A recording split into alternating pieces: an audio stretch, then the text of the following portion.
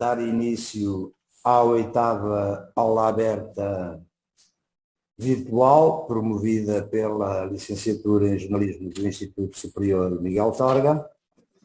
Temos hoje connosco Fábio Rodrigues, 34 anos, mestre em Comunicação e Jornalismo pela Universidade de Coimbra.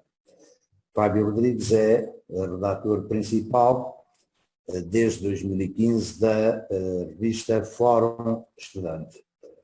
O tema de hoje traz ponto de interrogação aposto.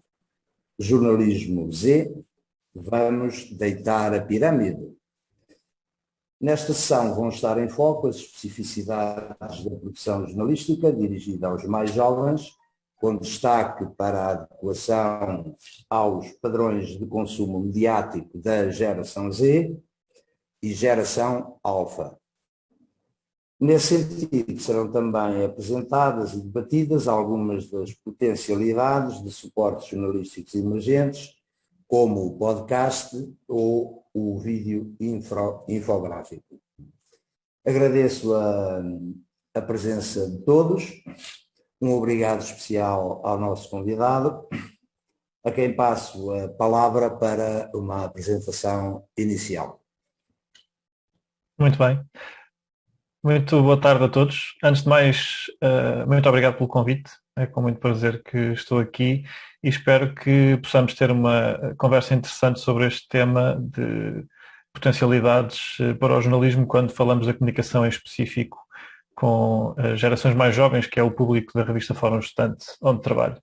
Eu preparei aqui uma pequena apresentação. Pensei que poderíamos dividir a sessão em duas fases. Uma primeira com a partilha de algumas ideias e até sugestões que tenho sobre este tema e depois também uma segunda parte, se calhar mais prática, e sobre aquilo que é a minha atividade jornalística na revista Fórum Estudante, em que também desejavelmente poderá ser mais dinâmica e também com algumas perguntas. Vou partilhar então aqui o meu ecrã. Penso que estarão a ver. Certo. Portanto, o tema que gostaria de referir ou de explorar está ligado com a questão dos hábitos de consumo mediático dos mais jovens e a produção jornalística.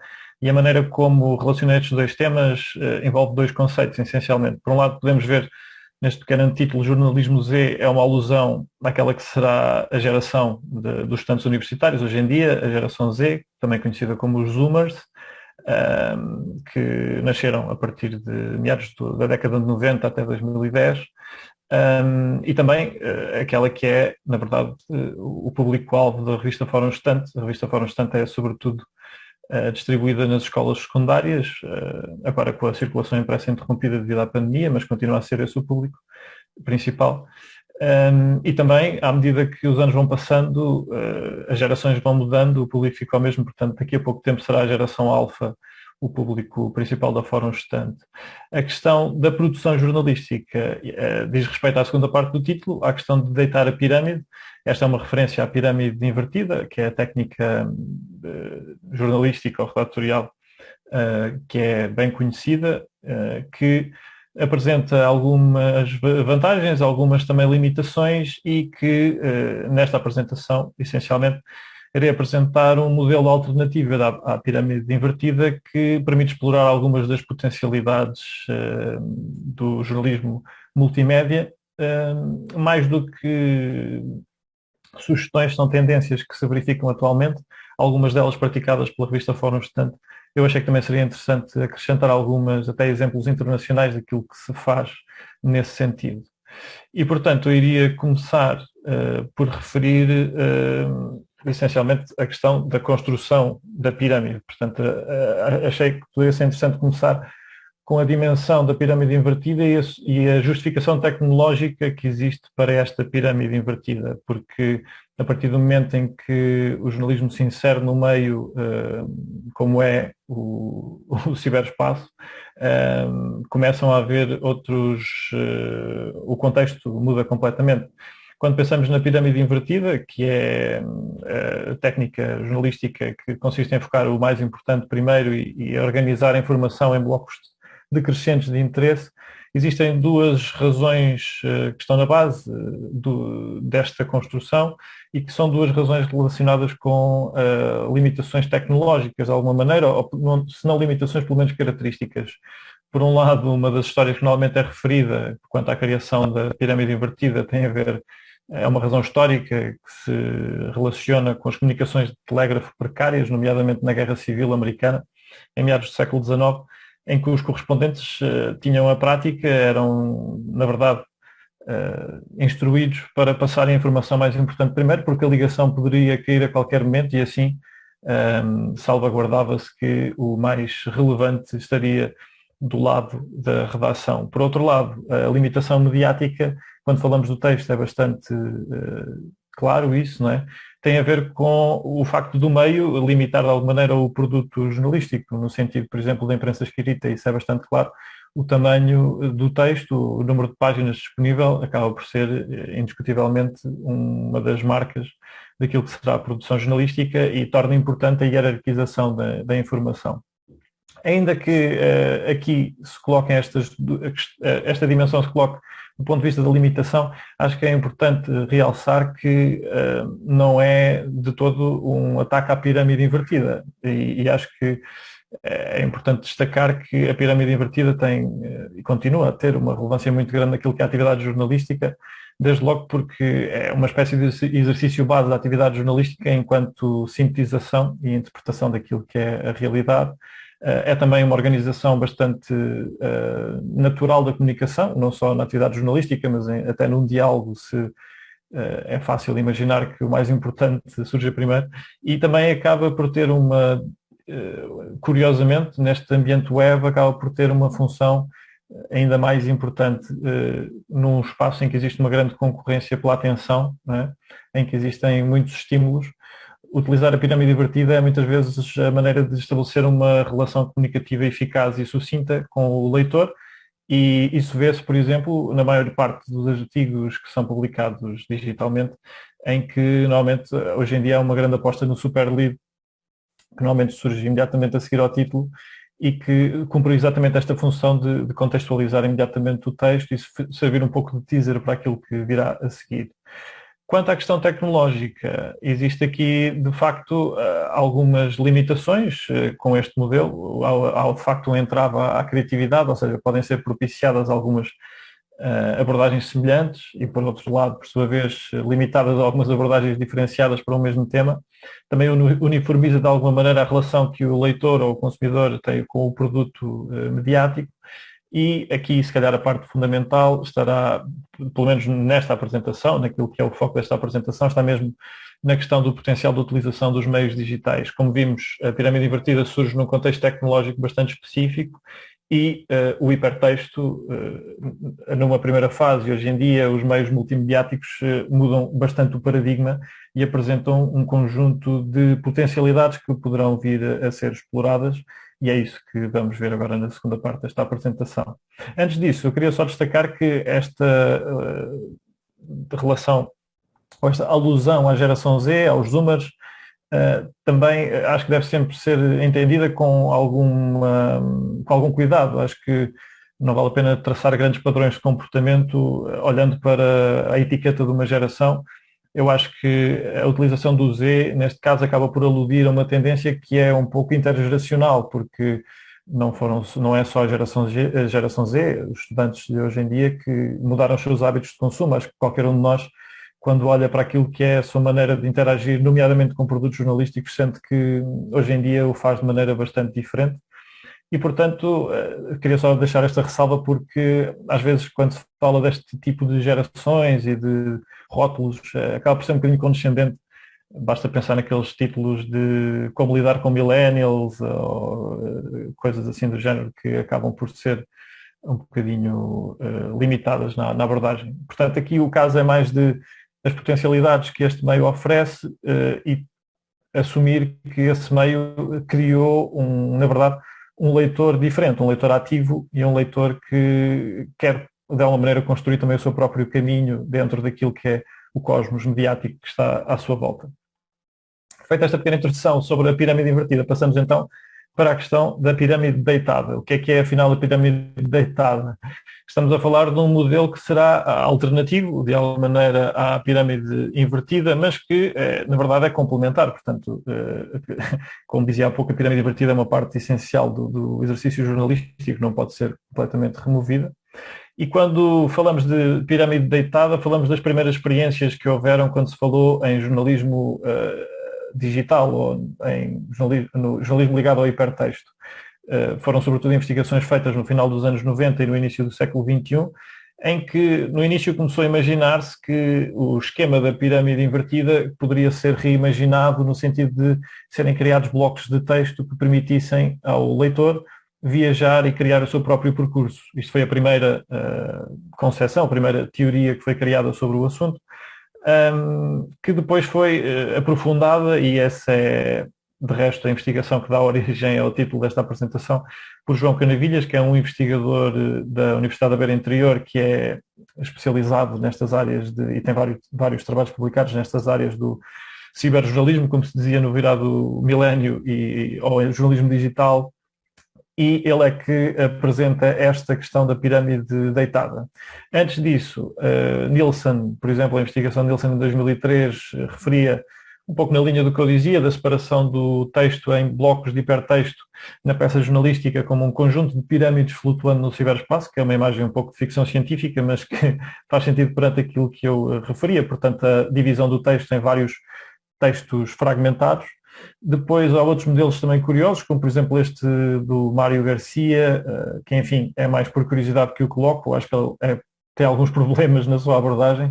É o modelo Taça de Champanhe, que é um nome realmente curioso, mas que ele imagina um texto que, recorrendo a umas técnicas que são até mais da área do romance, cria pontos de interesse e excitação ao longo do texto, e ele até é bastante específico, diz de 21 em 21 linhas, deveria ser criado esse ponto que continuaria a manter o leitor sempre ligado ao texto. Eu acho que há alguns problemas nesta construção, parece uma construção bastante rígida para um texto jornalístico. Por outro lado, ele defende algumas coisas que são um pouco problemáticas, a meu ver, que é, por exemplo, que um texto noticioso não pode ter mais de 1500 caracteres. Parece-me que é bastante limitada essa concepção do texto jornalístico. De qualquer maneira, é só para ilustrar que houve várias propostas para uma teoria complementar à pirâmide invertida, quando pensamos num meio que apresenta outras potencialidades e não as mesmas limitações. Aquela que eu gostaria de destacar é mesmo a de João Canavilhas, que está presente num paper de 2007, que é precisamente sobre jornalismo, sobre a pirâmide deitada. Ele refere exatamente a esse contexto, em que ele define 4 níveis, uma pirâmide deitada com 4 níveis, essencialmente. Portanto, uma unidade de base, um nível de explicação, um nível de contextualização e um nível de exploração. Ele adapta este modelo de um modelo que foi criado para trabalhos académicos. Quando o hipertexto apareceu, revolucionou várias áreas de atividade, o jornalismo foi apenas uma delas.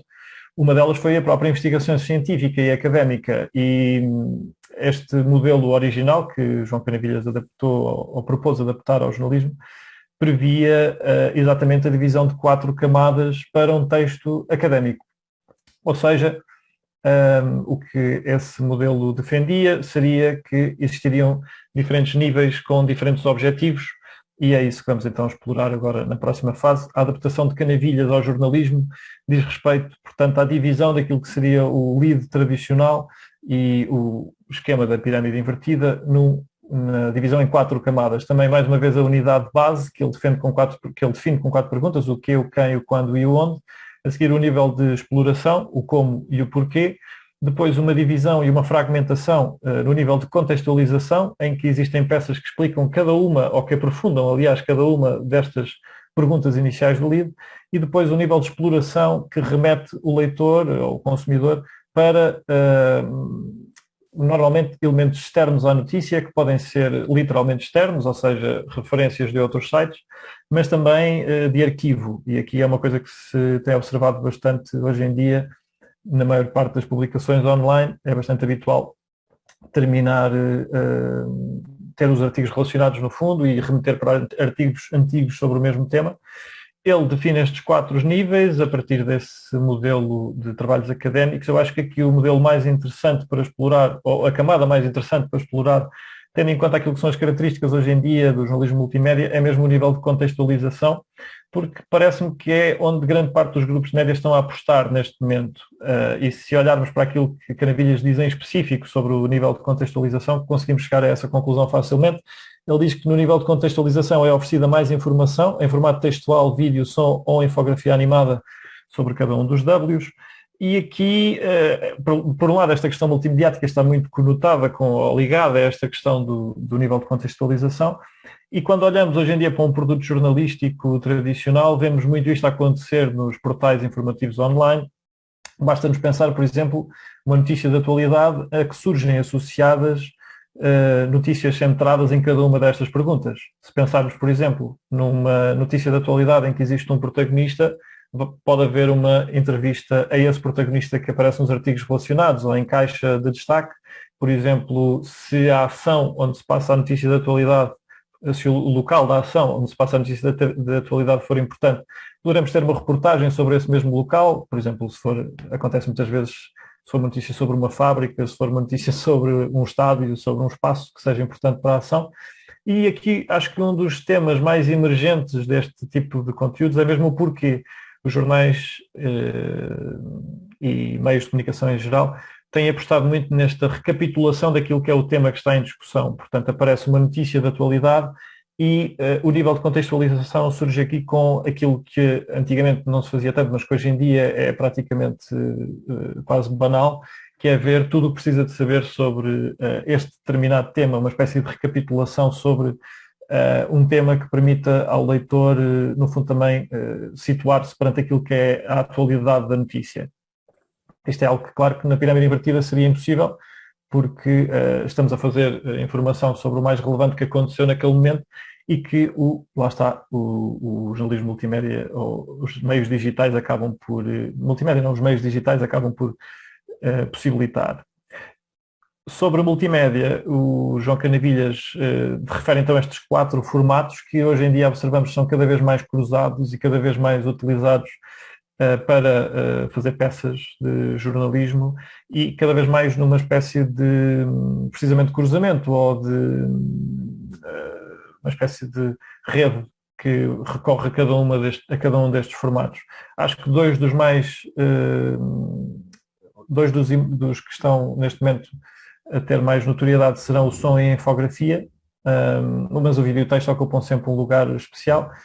De seguida vou tentar explorar de alguma maneira como é que cada um destes formatos acaba por estar relacionado com aquilo que é a atividade jornalística atual, quando falamos em meios digitais, mas também aquilo que acho que podem ser algumas boas práticas sobre cada um destes temas. Chegamos então à fase de como deitar a pirâmide, não é? Ou seja, como implementar estes 4 formatos, como utilizá-los para este nível de contextualização.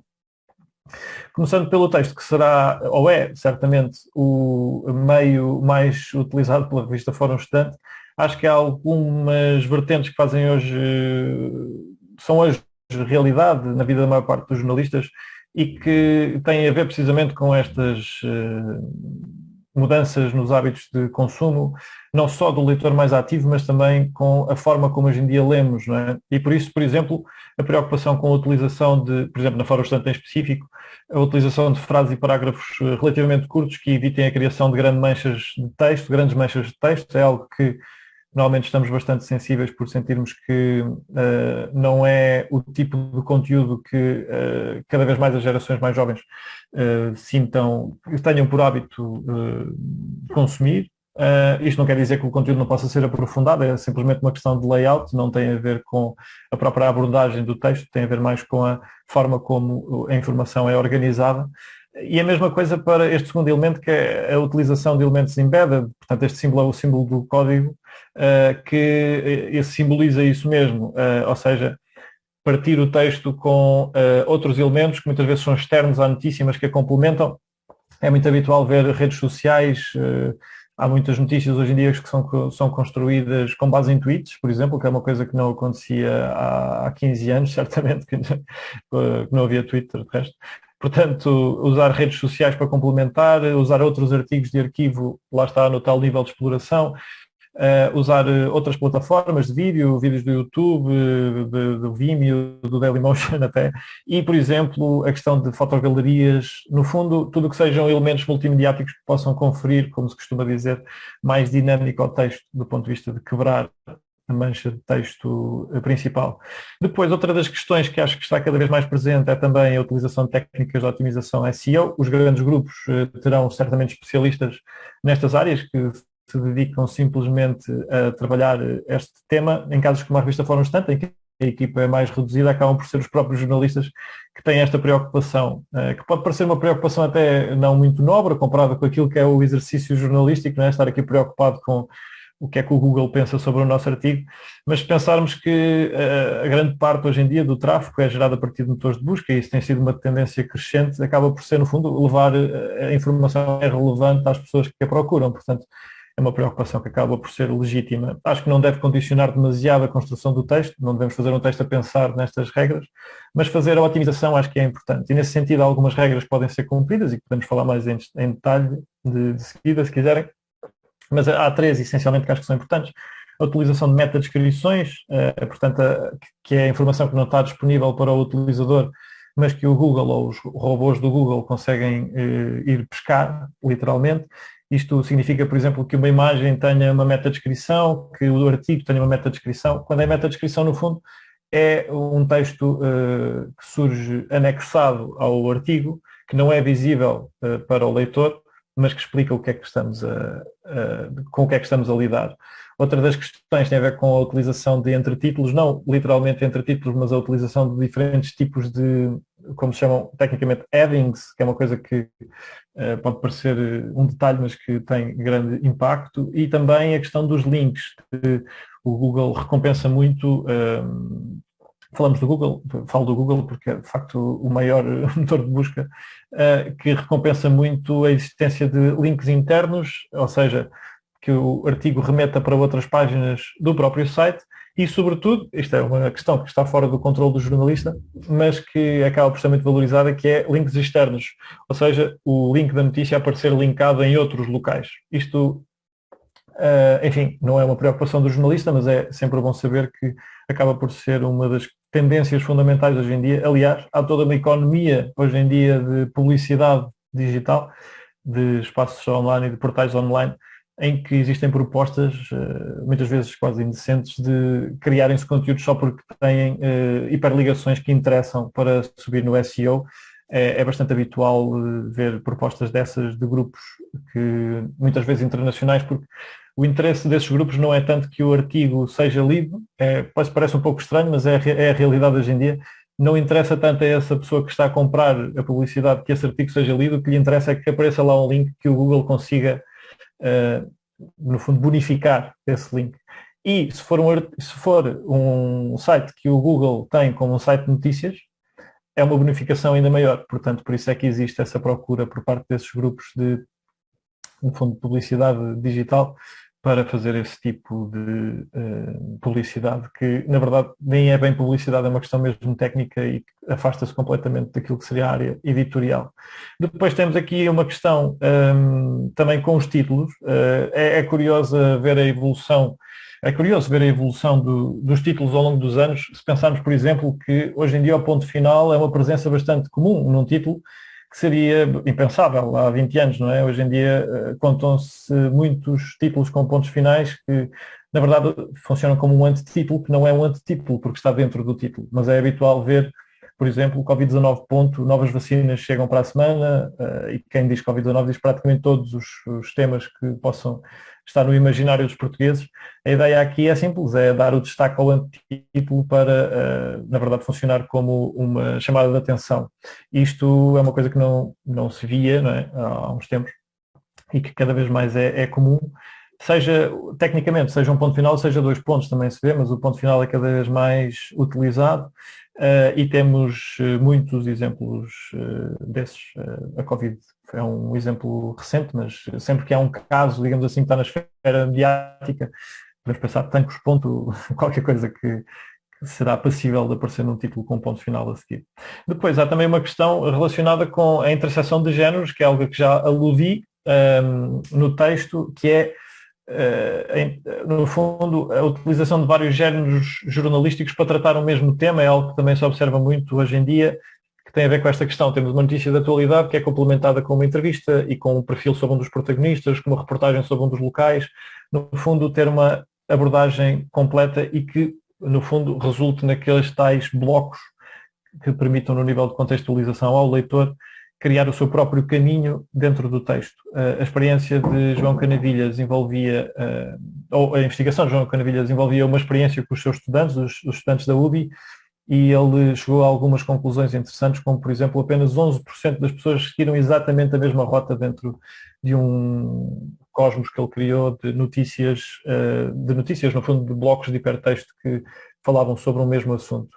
Havia uma grande diversificação dos caminhos que os leitores tomavam, o que é absolutamente natural, e que também mostra também, no fundo, o potencial que este modelo da pirâmide deitada acaba por ter. Depois há aqui a questão do vídeo, não é? Que, enfim, o vídeo, se pensarmos, por uma razão técnica, apenas recentemente acabou por ter a preponderância que tem, porque havia mesmo limitações de ordem técnica, do ponto de vista de largura de banda, de conseguir consumir vídeo em tempo real. Hoje em dia isso é uma realidade, mais do que nunca, e desde que também mudou um pouco o jogo. E acho que há aqui 3 pontos essenciais sobre a utilização de vídeo. Acho que, desde logo, o vídeo, naquilo que é o jornalismo digital, acaba por ser ainda visto um pouco como um complemento para meios que não são especializados nessa área, claro, mas estamos a falar, por exemplo, daquilo que é a imprensa escrita, não é? O vídeo acaba por ser, no fundo, utilizado quando há uma entrevista, por exemplo, leva-se uma câmara para filmar a entrevista e depois recorrer a uma técnica que é bastante utilizada hoje em dia, que é fatiar os conteúdos. Isto é uma técnica que vem, na verdade, do marketing, que está muito em voga, que é, se temos um conteúdo grande, como uma conferência ou o que seja, vamos partir aquele conteúdo em vários momentos pequenos e que usamos como teaser ao longo das próximas semanas e meses, enquadrando a citação a que queremos dar destaque. Isso é algo que vemos, por exemplo, não só do ponto de vista do vídeo, mas até do ponto de vista do texto. Não deixa de ser curioso, porque basta pensar em jornais,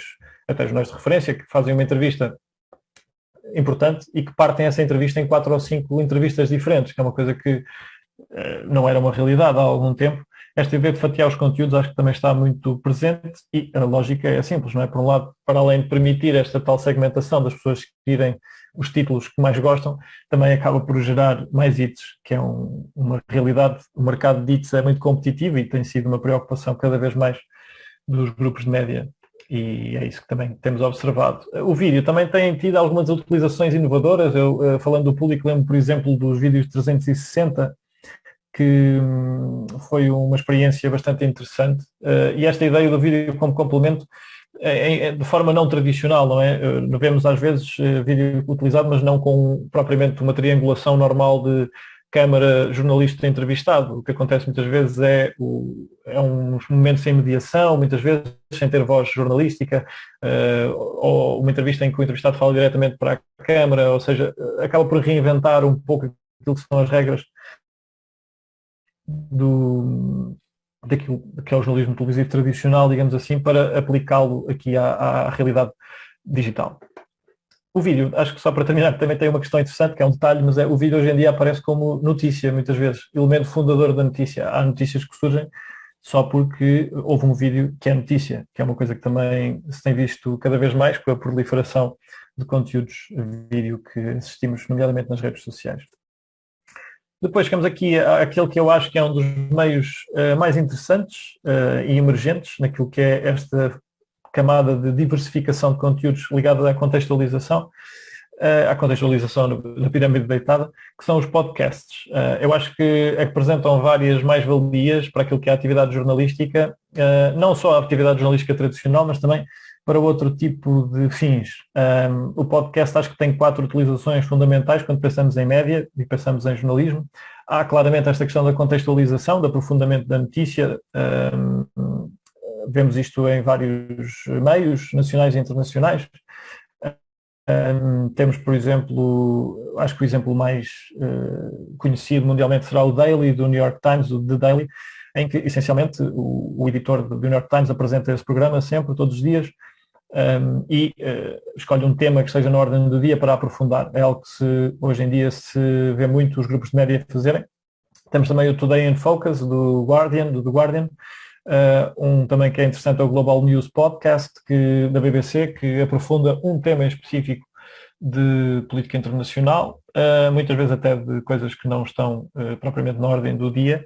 E temos depois também o exemplo em Portugal do P24, será se calhar o exemplo mais conhecido. O Observador também tem alguns conteúdos neste sentido, e acho que esta é a primeira utilização do podcast para a atividade jornalística hoje em dia, por excelência será esta. Portanto, é, no fundo, usar o meio que cada vez mais tem ouvintes, que é cada vez mais popular, para fazer um pouco esta recapitulação, portanto, explorar o porquê dentro daquele modelo do Canavilhas. Normalmente, ou de João Canavilhas, peço desculpa, normalmente utiliza-se este modelo de contextualização.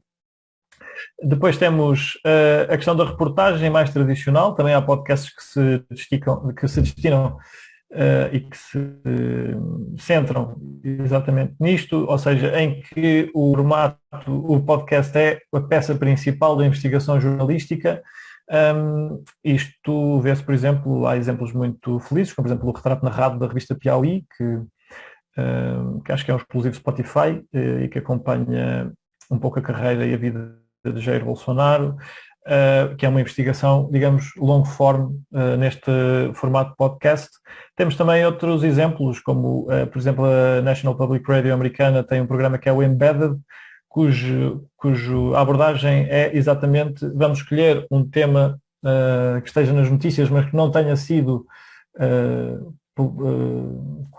cuja cobertura não tenha sido aprofundada, e vamos agora vamos àquele sítio ver o que é que se passa e fazer reportagem.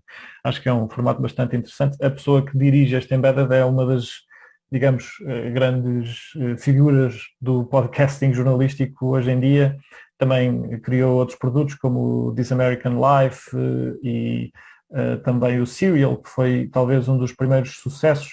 O Serial que fez fez uma espécie de investigação sobre um caso de justiça e chegou mesmo a conclusões que não tinham sido apuradas no momento do julgamento. Acabou por fundar um bocadinho a tradição do podcast, que é o True Crime Podcast hoje em dia, que não é tanto jornalístico, acaba por ser muitas vezes um cruzamento com a parte do entretenimento, acaba por ser explorar casos arquivados e casos já fechados de crime, mas o Serial era bastante jornalístico na sua investigação e o Embedded também o é. Outro exemplo que é recente, que decidi destacar, porque também é um caso interessante como uma lição para jornalismo, não é? Para futuros jornalistas. O New York Times teve um podcast que se chamava Caliphate, que acompanhava um jovem canadiano que se radicalizava e que se juntava ao Estado Islâmico, o autoproclamado Estado Islâmico, e o que aconteceu foi, portanto, foi uma grande reportagem, foi nomeada para o Pulitzer, inclusivamente, de uma jornalista chamada Rukmani Callimachi, e o que aconteceu foi que depois as autoridades canadianas vieram descobrir que o protagonista principal desta peça, deste conjunto de peças, tinha mentido, portanto, nunca tinha estado onde dizia que tinha estado, não tinha saído do Canadá e tinha criado uma ficção para, no fundo, chamar um pouco a atenção e porque a sua vida poderia ser mais interessante, pensou ele, se fosse como acabou por vender esta história ao New York Times. E acho que isto é uma história que mostra bastante o perigo, às vezes, de um jornalista se sentir demasiado apaixonado pela história. Acho que o New York Times é provavelmente a estrutura mais complexa, com vários níveis de fact-checking, com uma equipa gigante, não é? E mesmo assim foi ludibriada por este jovem. E isto mostra também que às vezes, acho que depois a própria Rukmani Callimachi acabou por reconhecer que estava tão empenhada em que aquela história fizesse sentido que acabou por não ser diligente.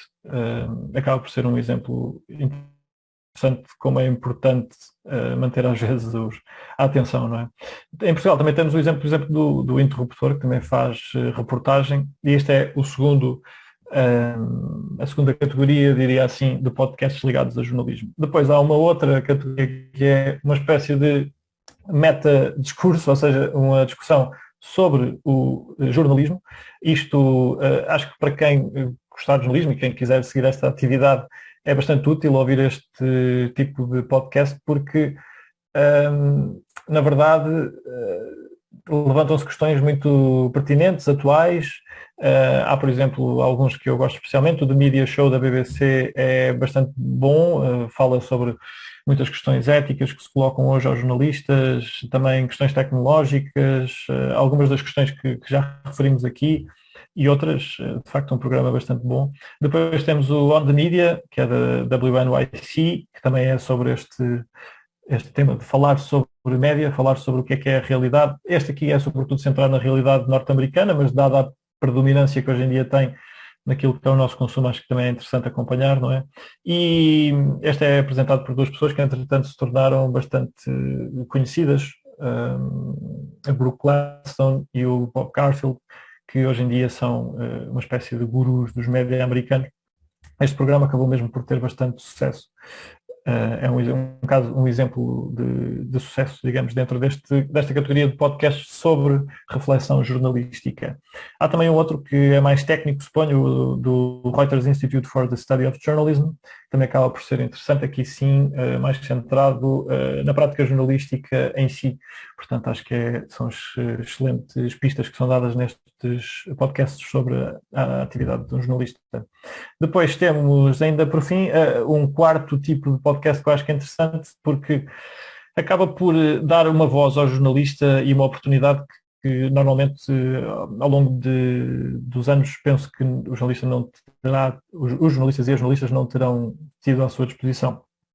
Estamos a falar do podcast de comentário político, normalmente, mas também comentário dentro daquilo que é a atividade do jornalista, e tanto aqui como na parte de contextualização, isto permite também fomenta uma relação de transparência com os leitores, no sentido em que o jornalista consegue partilhar o seu processo, consegue dizer como é que construiu aquele texto, e isso acho que toda a gente tem a ganhar quando essa informação é partilhada, não só porque reforça a confiança dos leitores naquilo que foi feito, mas também porque mostra os processos que estão na base da atividade jornalística, e que no momento em que existe uma desconfiança crescente das instituições, e também às vezes os médias tradicionais não são imunes a essa questão, acho que faz todo sentido que os jornalistas possam ocupar um lugar de destaque e falar mais sobre a sua atividade também do ponto de vista de literacia mediática. Por outro lado, e por fim, acho que também é importante que os jornalistas tenham uma agência, ou seja, acho que durante muitos anos pensou-se que os jornalistas não podiam ter opinião sobre as coisas que escreviam, mas enquanto figuras que são autoridades nas suas áreas, que compreendem melhor do que muita gente aquilo que é feito, faz sentido que partilhem a sua opinião. O facto de ter uma opinião não quer dizer que não se possa escrever de forma justa, ética e deontológica sobre esse mesmo tema, e acho que isso de facto mudou hoje em dia. Por exemplo, temos aqui um exemplo também da revista Piauí, que é o Foro de Teresina, em que temos o chefe de redação, a redatora principal e um jornalista que é mais ligado aos dados, e que são 3 jornalistas em atividade e que refletem sobre a política do Brasil e dão a sua opinião, também contextualizando muito do que são as peças da revista Piauí para fazer as suas reflexões. É um exemplo bastante interessante, penso eu, de um podcast de comentário feito por jornalistas. E temos também, por exemplo, a revista New Yorker, que tem vários conteúdos em podcast interessantes, mas muitos deles ligados mais à área da ficção e de poesia, literatura, que também são interessantes, mas do ponto de vista da atividade jornalística, tem o Radio Hour e o Politics and More, em que muitas vezes os jornalistas da New Yorker vêm. Os jornalistas, enfim, a New Yorker tem um modelo em que é mais colaboradores, mas pessoas que publicam na New Yorker vêm explicar mais sobre o tema que escreveram, e pronto, acho que isso, e dar a sua opinião sobre o tema, um pouco interpretar a realidade que está subjacente àquela peça, acho que também é um produto interessante para ouvir. Por fim, outro dos meios que tem estado em destaque, parece-me, é o meio da infografia animada. Acho que é uma tendência emergente, desde logo pela sua compatibilidade com aquilo que são as redes sociais.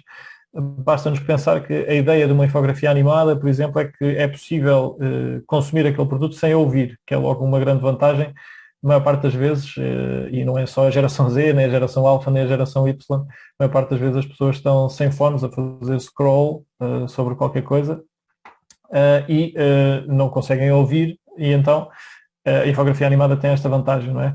Depois, tem uma compatibilidade grande com o social media, portanto vê-se que é uma aposta normalmente dos grupos de comunicação para partilha através das redes sociais normalmente é criada a partir de um texto principal. Não é sempre assim e há canais que são especializados na criação deste tipo de conteúdos, mas a infografia, tal como a infografia tradicional, digamos assim, tinha este papel no jornalismo impresso, a infografia animada também reúne habitualmente dados de um texto ou de um conjunto de textos, serve um pouco de teaser para um conteúdo. Isto vê-se várias vezes, embora, como digo, muitas das vezes também a infografia animada seja a peça principal. Se pensarmos, por exemplo, acho que um exemplo paradigmático é o Today Explained, da Vox, que tem um grande sucesso e tem milhões de visualizações, em que o que eles fazem é precisamente este nível de contextualização, apresentam um tema, explicam tudo o que está relacionado com aquele tema, do ponto de vista de uma infografia animada. Isto acaba por funcionar bastante bem do ponto de vista do consumo mediático hoje em dia, não só por esta questão do som, mas também porque é uma explicação visual, que é uma coisa que cada vez estamos mais sensíveis. Portanto, à medida que a explicação jornalística é feita, aparece quase o reforço visual, as visual cues, que acabam por fazer com que a informação pareça que fica mais presente no consumidor. Acho que o exemplo paradigmático é mesmo o Today Explained, da Vox, que hoje em dia é um grupo de mídia multimilionário, portanto teve um crescimento bastante grande e que se especializou um pouco neste tipo de soluções. A infografia animada, acho que é uma das tendências que se reforçará durante os próximos anos, mas, enfim, é só tendo em conta aquilo que foi o crescimento ao longo dos últimos 5 anos, parece-me claro que estará num caminho de reforço. Para terminar, algumas conclusões, digamos assim, sobre este tema. Por um lado, aquilo que o investigador da UBI, o João Canavilhas, acaba por conceptualizar, a questão da fragmentação, não é? E que Nielsen já tinha falado antes dele, é real. Vemos isto cada vez mais, desde logo em coisas que não seriam tradicionalmente fragmentadas, como disse há pouco, as entrevistas, que hoje em dia são partidas em vários blocos. Isto acho que é uma tendência que é expectável que se reforce, tem-se visto de facto um crescimento deste tipo de solução. Há aqui uma questão que acho que é muito importante, que é não desprezar a pirâmide invertida, porque de facto é, para mim, o exercício base da atividade jornalística e cada uma destas peças, não é? No fundo são as tais pirâmides que flutuam no ciberespaço, cada uma destas peças de contextualização e de aprofundamento acabam por ter uma própria pirâmide invertida, portanto isto é mesmo uma técnica fundamental. Por outro lado, há de facto um potencial multimédia, ou seja, a mudança tecnológica propiciou uma aposta crescente dos grupos na diversificação do tipo de conteúdos que faz. E isso tem várias consequências. Desde logo, esta consequência e razão, simultaneamente, esta questão de viver num contexto de pressão crescente do mercado de hits e page views. Isto não é uma coisa recente, mas à medida que, e se pensarmos, por exemplo, na realidade americana, hoje em dia o Google e o Facebook detêm cerca de 70% das receitas de publicidade totais, dá para pensar que o que vemos é os jornais um pouco a ter de entrar nesta arena e a tentarem competir através desta publicidade digital, tentando angariar o máximo de hits e page views. Isso é claramente uma tendência em reforço nos últimos anos. Por fim, há um foco nesta parte da contextualização, pensando novamente na pirâmide deitada. Isto também tem muito a ver com aquilo que são os consumos mediáticos atuais, não só da geração Z, volto a dizer, mas um pouco de todas as gerações. Há uma parte significativa da estratégia dos grupos de média que está na criação destes conteúdos, nomeadamente de recapitulação, nomeadamente de diversificação através de vários tipos de géneros que complementem uma notícia de atualidade. Há também acho que uma das grandes consequências que acho que é interessante debater é, de facto, a pressão que isto coloca sobre os jornalistas, esta questão da diversificação de conteúdos, porque hoje em dia é expectável, há vários paradigmas que foram criados, que são, por exemplo, o jornalista MacIver, que para os mais jovens provavelmente não conhecerão a MacIver, mas era essencialmente um uma espécie de canivete suíço humano que resolvia tudo. Hoje em dia também é um pouco essa a experiência de um jornalista em certos meios, nomeadamente meios que não tenham tantos recursos, acaba por ser habitual enviar um jornalista para fazer uma reportagem e dar-lhe uma câmara fotográfica, um tripé, um microfone, e o próprio jornalista é que acaba por recolher conteúdos de vários géneros. Isto coloca-se uma questão, não é? Que é, será possível fazer bem 4 coisas diferentes? Ou será que acaba por ser menos produtivo?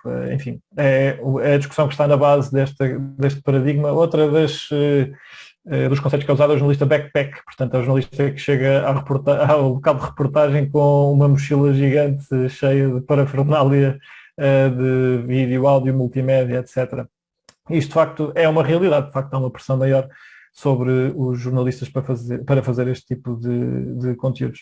Por fim, ainda assim, acho que o outro lado da medalha é que esta inovação digital acaba por ter um efeito muito benéfico em certas dimensões. Acho que a questão dos podcasts, como eu referi há pouco, revitalizou muito a relação do jornalista com o público.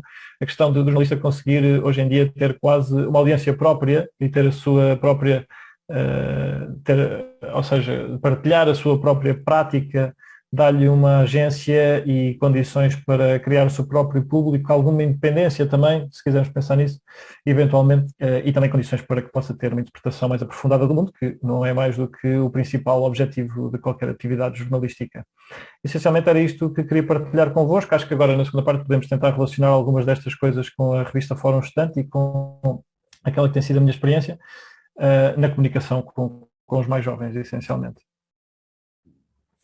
Eu agradeço ao Fábio registar esta abordagem bastante detalhada, uma radiografia aturada que fez do estado da arte dos média hoje em dia, uma digressão aturada e também diferente, original e com profundidade, e que, do que eu ouvi, será de grande utilidade para todos, nomeadamente para os alunos dos cursos de jornalismo, pelo facto de ter focado o que efetivamente está em permanente ebulição nos média hoje em dia. Temos também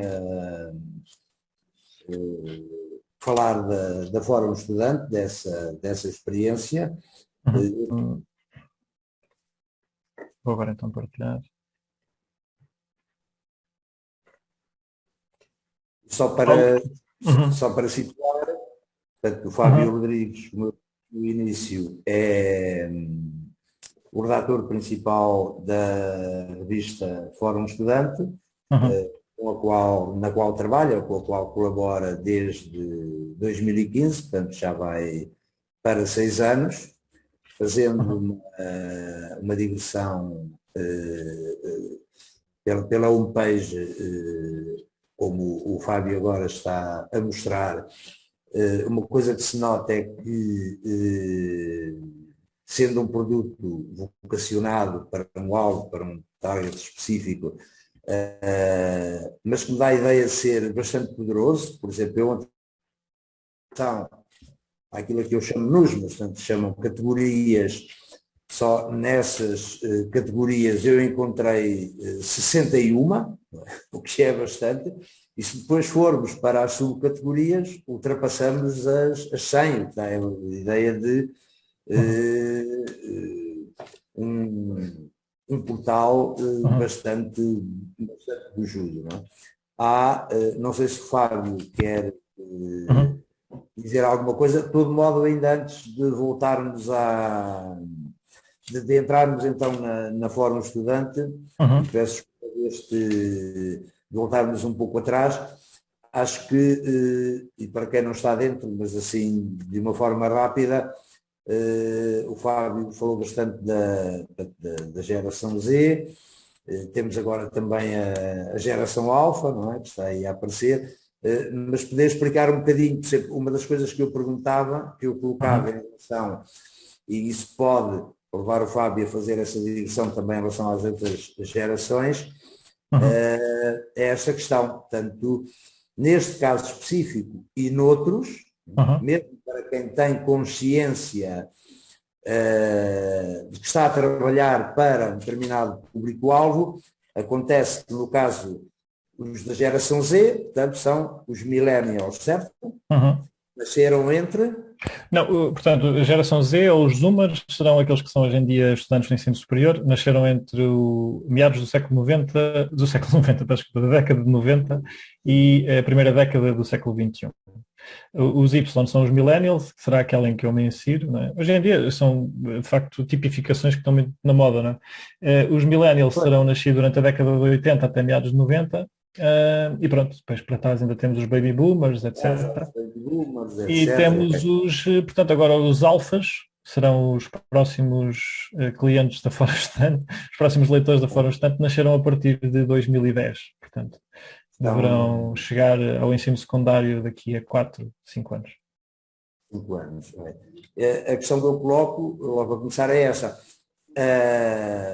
Os conteúdos, isso é normal que aconteça, mas, por exemplo, é natural que haja uma decalagem bastante grande entre o público-alvo, Uhum. que agora, portanto, é compartimentado pelas tecnologias, quando antigamente era pelos acontecimentos históricos, não é? Portanto, Uhum. pós-Revolução Francesa, pós-Segunda Guerra Mundial, okay, agora é Pois. pós-iPad, iPad, assim. Mas onde eu queria chegar era aqui, é que são pessoas com bastante mais idade, ou seja, no caso o Fábio é da geração Y, certo? Uhum. Exato. Sim, sim. Tem 34 anos, creio eu, Exatamente. e está a fazer conteúdos para a fazer conteúdo, como tem 34, mas quer dizer, Uhum. a média de idade das redações, em alguns casos, se calhar, é mais alta, não é? E por outro lado Sim, claro. há outro pormenor importante também. Uma coisa é nós falarmos dos jornalistas e Uhum. outra é dos editores e de quem decide. No geral, esses têm sempre mais idade e esses Sim. condicionam muito a agenda, não é? E gostava Pois. que pudesse, inclusive é pelo facto de ser Uhum. alguém privilegiado neste aspecto, porque é um jornalista que trabalha para a Fórum Estudante, que é Uhum. um produto dirigido, não é? Fundamentalmente aos jovens. Pois, aqui a questão de facto é mais significativa devido à questão da especificidade do público-alvo, não é? Porque a Fórum Estudante, talvez contextualizando um pouco rapidamente, o produto principal, como eu dizia, é a revista impressa, que é distribuída sobretudo em escolas secundárias. Portanto, normalmente define-se como sendo o leitor típico da Fórum Estudante, um jovem que tenha entre 15 e 18 anos, sendo que depois ela também é distribuída em instituições de ensino superior, e isto coloca logo uma questão, não é? Que é muito diferente escrever para 15, 18 ou para 18, 24. Aqui, por isso é que acaba por haver este foco, sobretudo no ensino secundário.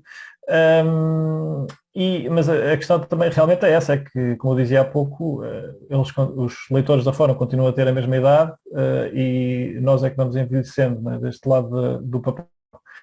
E isso coloca condicionantes claramente, não é? Porque estas tais mudanças nos hábitos de consumo, embora não dê para traçar grandes, acho que conclusões demasiado genéricas podem ser erradas, mas existem de facto mudanças.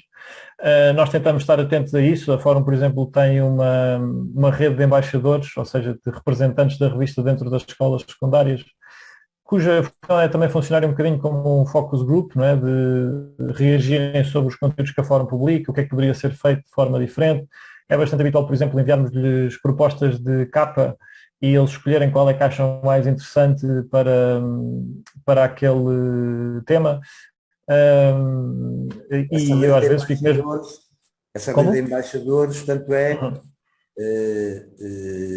concebida por vocês, são vocês que escolhem Uhum. O corpo No fundo, diplomático, ou quem se quiser oferecer, isso funciona aqui individualmente, por escolas? sim, a ideia funciona por escolas e qualquer estudante. Portanto, há comunicação deste projeto, normalmente, dentro da revista e no site e nas redes sociais, e basicamente o que é proposto aos estudantes é, se quiseres ser o representante da Fórum na tua escola, podes participar em projetos da Fórum Estudante, que a Fórum depois faz concursos e coisas do género para dinamizar, que já não são tanto que não são da parte jornalística, são da parte da gestão de projetos, em que os estudantes que são representantes podem participar, têm ainda outras regalias, normalmente tradicionalmente através de parcerias que estabelece com algumas marcas, e o que eles dão à Fórum, essencialmente, é asseguram-se que a revista está num local visível dentro da escola, que não é pouco, é bastante importante. Tentam falar com os seus colegas sobre os temas da revista, apresentar a revista, mostrar as iniciativas, mostrar os temas que estão em destaque e ter esta questão importante para a Fórum Estudante, que é darem o seu feedback sobre aquilo que são os conteúdos, para tentar que não fuja muito daquilo que são, por um lado, os interesses, por outro lado, a linguagem desta geração. É curioso porque, como eu dizia há pouco, eles às vezes escolhem entre várias propostas de capa, acontece com alguma frequência, e eu sou surpreendido quase sempre porque eles nunca escolhem a que eu acho mais interessante. Portanto, isto mostra se calhar um bocadinho a clivagem entre gerações Y e Zs, não sei. Mas é um exercício interessante de acompanhar.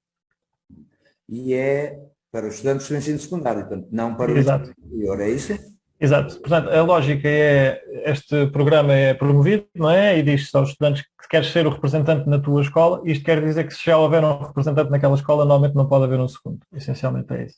Portanto, há um representante por escola, e essa pessoa acaba por trabalhar de alguma maneira com fora do estudante. Por exemplo, pode também escrever para a revista. Acho que nesta edição até há um exemplo que é, quisemos saber mais sobre o que era entrar no ensino superior em pandemia e acabámos por pedir a esta rede de embaixadores que partilhassem a sua opinião. Este é um exemplo de estudantes que acabam por participar na revista, sendo então embaixadores, e neste caso partilharam como é que estava a ser a adaptação ao ensino superior, sendo caloiros Covid, como agora se costuma dizer. Ok.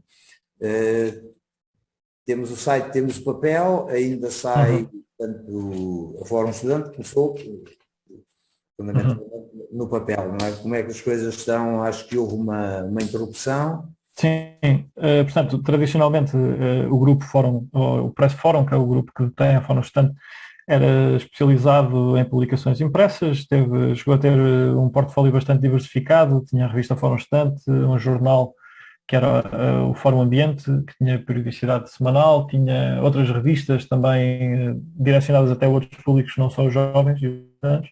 Entretanto, foi vendendo essas participações e esses produtos e hoje em dia centra-se sobretudo na revista Fórum Estudante. Ela é de facto distribuída era até à pandemia distribuída nas escolas secundárias. Depois houve uma interrupção, desde logo porque os leitores deixaram de estar na escola, deixou de fazer muito sentido enviar as revistas para a escola. Entretanto, está em estudo o regresso. A solução que foi encontrada, entretanto, foi enviar para a casa dos leitores que queiram inscrever-se para receber. Portanto, todos os estudantes, e em específico os estudantes, podem inscrever-se no site da Fórum Estudante, ou acho que até nas redes sociais, preencher um formulário, deixando os seus dados, dizendo qual é que é, os dados, a morada, a idade, o curso, e recebem gratuitamente a revista, porque a revista sempre foi de circulação, de distribuição gratuita. E essa tem sido a solução. Vale para o secundário ou vale para o superior também? Eu penso que é secundário e superior, se não estou em erro, sim. O que acontece é que, essencialmente, também está em vista regressar, assim que a normalidade esteja mais ou menos restabelecida, a circulação em papel voltar às escolas, porque é de facto uma parte muito importante do modelo da Fórum, é a parte da revista impressa com presença em escolas. Isso é claro, até porque agora falando de um modelo um bocadinho mais falando do modelo mais empresarial, digamos assim, grande parte, ou quase a totalidade dos anunciantes da Fórum Estudante são instituições de ensino superior que procuram novos clientes, não é? Num mercado cada vez mais competitivo também para encontrar estudantes e, portanto, faz sentido que a comunicação se tenha afinado para ser dentro deste modelo de negócio, ser sobretudo no ensino secundário, que são os futuros estudantes de ensino superior. Olhando para o fórum e vendo para o site, Uhum. E encontrando aqui tantos conteúdos, Uhum. sendo o Fábio o redator principal, eu sou Uhum. integrado numa redação reduzida, antevejo que seja um jornalista de mochila, não? Exato. Um jornalista de 7 instrumentos, não é? Que O escreve, famoso. filma, Exato. grava, O famoso etc. MacGyver, não é? Sim. Sim, É realmente, verdade, as coisas funcionam assim. sim, é assim, realmente há desafios específicos quando se participa em grupos, ou quando se trabalha em grupos de média de, como se chama, de PMEs, no fundo, não é? No caso da Fórum Estudante, a redação os números que compõem a redação vão se alterando ao longo do tempo, mas são sempre bastante reduzidos.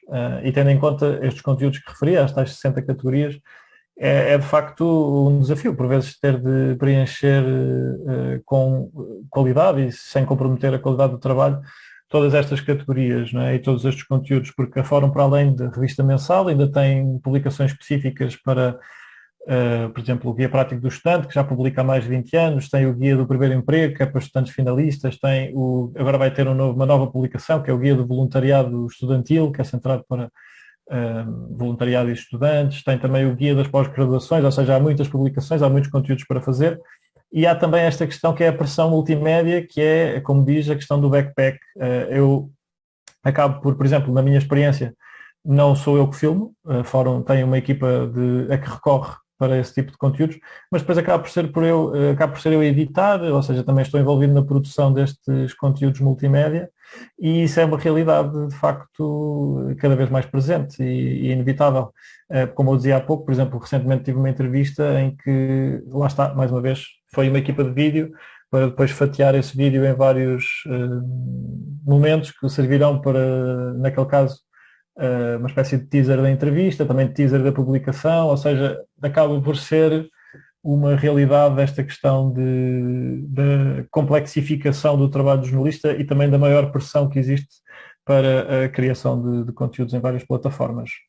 Aqui na Fórum, só para terminar e rapidamente, uma coisa que, embora sejam 61 categorias, como diz, há uma coisa que ajuda do ponto de vista da produção, que há aqui algumas categorias, como por exemplo os saberes, que são os artigos mais pedagógicos ou de guia, com linguagem de guia, que acabam por ser artigos intemporais, ou seja, na verdade, o que acontece aqui é, por exemplo, poder ser utilizados artigos que já foram feitos, porque não perdem atualidade normalmente, as dimensões da atualidade realmente dão um pouco mais, são um pouco mais alimentadas no dia a dia, que é, por exemplo, as notícias com estas várias categorias, música, gaming, tecnologia, artes ou ensino superior, com notícias sobre eventos, cursos novos e várias novidades que vão aparecendo. As restantes categorias acabam por ser um bocadinho mais estáticas nesse sentido. Já agora, a Fórum também tem esta ferramenta que acho que é interessante, que é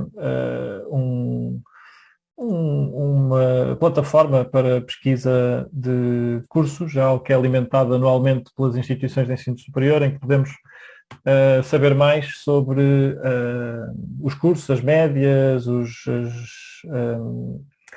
como se diz, os requisitos. Isto também é uma coisa que está muito na gênese da Fórum Estudante. A Fórum Estudante começou com esta ligação a facilitar aos estudantes a passagem para o ensino superior e pronto, ainda continua a ter esta dimensão. Por exemplo, que aqui está o Instituto Superior de Outorga, exato. Vocês têm, do que eu vi também, apostam, e o Fausto já respondeu em parte a isso há pouco, portanto, têm conteúdos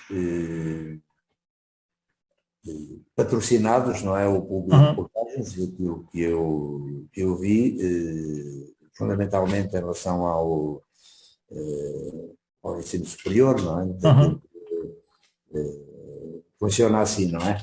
E tem também muitas, e isso é que já tinha feito referência há pouco, a news e o que é news, não é? As notícias que são úteis, não é? Isso é uma aposta importante também.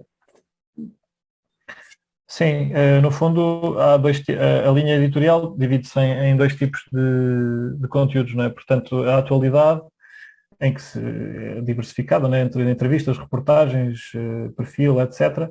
E estes artigos que são intemporais e que são mais pedagógicos, com linguagem de guia, que muitas vezes assumem aquilo que é, e também é uma questão interessante, que tem a ver com os hábitos de consumo, Hoje em dia usamos muito esta formulação, que até está aqui em destaque, que é a lista, por exemplo, que também é uma reinvenção do texto jornalístico, que é muito utilizado hoje em dia. E pronto, acaba por ser, por exemplo, aqui temos outro exemplo, acaba por ser também bastante utilizado. A questão da publi-reportagem é de facto um de dois produtos publicitários que a Fórum tem, sobretudo na sua edição impressa, que é, portanto, o anúncio normal, depois tem a publi-reportagem, que a diferença é que tem sempre a indicação de ser publi-reportagem, como é óbvio, tem de ser indicado. Muitas vezes isso coloca alguns desafios do ponto de vista online, porque do ponto de vista da arquitetura do site, seria importante que eles se distinguissem às vezes bastante mais, e tentamos fazer isso o mais possível. E pronto, essencialmente acabam por ser os produtos que a Fórum vende. E que acabam também por colocar alguns desafios, não é? Porque o ideal é que, por exemplo, no meu caso, o jornalista não mexa o mais possível nas publi-reportagens, não é? Eu tento sempre porque nem deveria ser, se formos a pensar naquilo que são o que são boas práticas deontológicas, não é? O jornalista não deverá, em princípio, produzir publi-reportagens, portanto, na verdade, tento sempre que seja o mais possível o departamento comercial a articular, e, no fundo, o meu papel acaba por ser mais rever e tentar que não fuja demasiado, e se for com uma linguagem completamente diferente, se for uma coisa que não faz sentido, aí terá de ser realizado de outra forma, e o departamento comercial terá de entrar em contacto com o cliente para dizer que não pode ser feito daquela forma, essencialmente. Portanto, é assim que tentamos gerir, num contexto de uma redação pequena, é assim que tentamos gerir esta sensibilidade, no fundo. Vocês divulgam número de visualizações, só o fazem aos anunciantes, por exemplo, é um tráfego elevado? O que é que geralmente sim, o número. Portanto, quando sei, penso que o departamento comercial divulga, e esses números normalmente são pedidos pelos anunciantes. A Fórum não tem muito por hábito, não tem essa questão de divulgar os hits. Mas quanto à questão do site, aquilo que pode ser dito é que tem tido um crescimento bastante estável. Também devido à questão do SEO, foi uma coisa que teve bastante impacto, e acho que foi uma experiência interessante para mostrar a importância, de facto, deste canal de aquisição de novos utilizadores, porque dá para ver perfeitamente quando uma notícia, nós temos uma ferramenta que está implementada no back-office que dá uma pontuação SEO ao texto, e realmente dá para ver que a ferramenta tem alguma cuidado, porque naquelas que têm a pontuação mais elevada normalmente geram mais hits, e algumas delas acabam mesmo por gerar hits muito significativos. Por exemplo, se forem, e isto acho que é uma preocupação que deve estar sempre presente, que é estar, obviamente, não é, como jornalista, estar atento àquilo que é as necessidades do público-alvo naquela altura, não é? Posso dar o exemplo quando foi as inscrições para os exames. Este ano estreou-se uma nova plataforma online, e nós fizemos um artigo sobre, que no fundo acompanhava como fazer a inscrição, e esse artigo acabou por ter um grande número de acessos, porque de facto as pessoas estavam à procura daquele conteúdo, ele estava afinado para SEO, aparecia nos primeiros resultados, não é? E isso acabou por resultar num grande número de visitas e de novos seguidores, que é bastante novos seguidores, de novos utilizadores, que é muito importante, não é? Pessoas que ainda não conhecem o site e que passam a conhecer, e que podem assim ganhar a rotina de consultar os conteúdos que a Fórum acaba por ter. Vocês têm um esquema de utilizadores registados, registro de utilizadores, ou não? Sim, este é um bocadinho um elemento arqueológico, porque isto era algo que estava muito presente na Fórum Estudante na primeira década de 2000. Era sobretudo utilizado, por exemplo, para os passatempos, antes da emergência das redes sociais hoje em dia, como sendo o veículo principal para esse tipo de conteúdos. Era muito utilizado para esse tipo de questão. Também porque os embaixadores podiam registar-se e tinham no site anterior um local à parte dentro do website onde podiam publicar os seus conteúdos. Hoje em dia, enfim, os passatempos hoje em dia são feitos através das redes sociais. Os embaixadores também participam de outra forma, sobretudo é por nossa iniciativa e não tanto por iniciativa deles, somos nós que os desafiamos. e acaba por ser um bocadinho, enfim, existem muitas contas, existem milhares de utilizadores registados e imagino que não se queira retirar esta possibilidade a pessoas que têm contas de deixar de fazer o login, mas na verdade a verdade é que não existe assim muita mais-valia neste momento em ser um utilizador registado face àquilo que era a realidade há 10 anos atrás. O relacionamento com as redes sociais. Vocês estão presentes nas redes sociais também? Isso, Sim, com certeza, essa é uma questão bastante interessante. ajuda a gerar tráfego, não? Exato. Sim, é uma questão bastante. Sim, sim.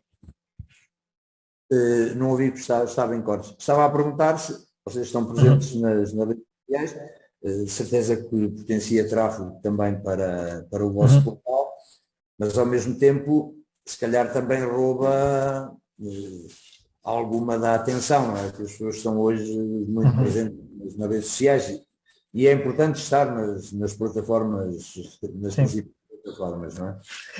É curioso porque existe uma articulação grande entre aquilo que são os conteúdos editoriais da revista, tanto online como impressa, e as redes sociais, mas eu tive uma aprendizagem que fiz ao longo dos últimos anos, e foi mais ou menos recente, que é, eu pensava muito na lógica de angariar utilizadores para o site, não é? E isso de facto existe. Mas comecei a perceber que as pessoas não clicam assim tanto, ou seja, se o conteúdo for bom, é mais a interação com o conteúdo que está nas redes sociais do que propriamente a visita ao site. O que acontece muitas vezes desta articulação com as redes sociais da forma constante e com, neste caso, a pessoa que faz essa gestão, é eu entrego-lhe uns artigos que acho que são prioritários divulgar e o que ela faz é, no fundo, criar um conteúdo novo. No fundo, é aquela infografia animada, como falávamos há pouco, às vezes, outras vezes são mesmo infografia, e no fundo cria um conteúdo novo que resume a notícia. Não deixa de ser interessante, porque acaba por ser aqui um bocado um híbrido entre um produto jornalístico e um produto de redes sociais. O que acontece é, esses conteúdos acabam por ser muito partilhados, muitas vezes, acabam por ter muita interação, e isso nota-se, mas para além, nota-se nas visitas ao site, mas para além das visitas ao site, eles acabam por ter um uso mesmo de redes sociais, de dinamização das redes sociais. E no fundo, é assim, quanto mais pessoas visitarem o site, melhor, não é? Mas o facto de a informação e a investigação que muitas vezes fazemos, ou o tratamento da informação que fazemos, depois ser possível consumi-lo de forma mais visual nas redes sociais, também acho que acaba por ser uma mais-valia e é isso que acaba por acontecer muitas vezes. Portanto, em específico, acho que é preciso uma articulação muito grande em modelos como o modelo da Fórum. Suponho que em empresas de mídia maiores seja diferente, mas aqui há uma articulação muito grande entre aquilo que é feito nas redes sociais e aquilo que é feito editorialmente, sobretudo na identificação daquilo que poderá ser prioritário partilhar e também na criação dos próprios conteúdos, muitas vezes, porque lá está, como são conteúdos baseados no texto jornalístico, às vezes é preciso afinar algumas coisas que possam, da forma como acabam por ser partilhadas e criadas essas imagens e vídeos.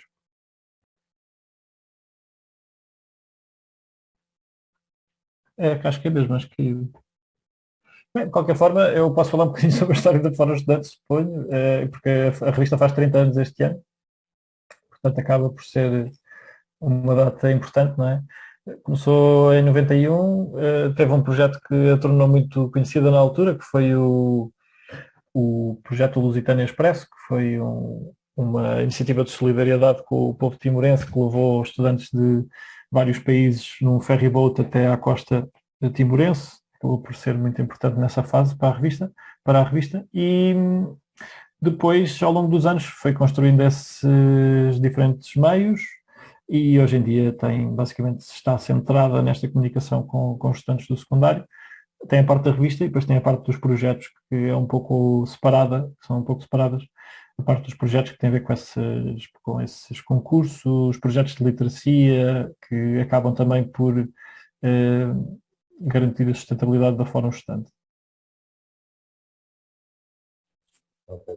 Para concluir, porque esta eleição já vai longa, das pesquisas que eu fiz, reparei que notei que o Fábio também alimenta, ou é coautor de um podcast sobre futebol. Confirma? Posso confirmar, sim. Não, não é tanto uma experiência, se calhar, tão jornalística, mas de facto, sim.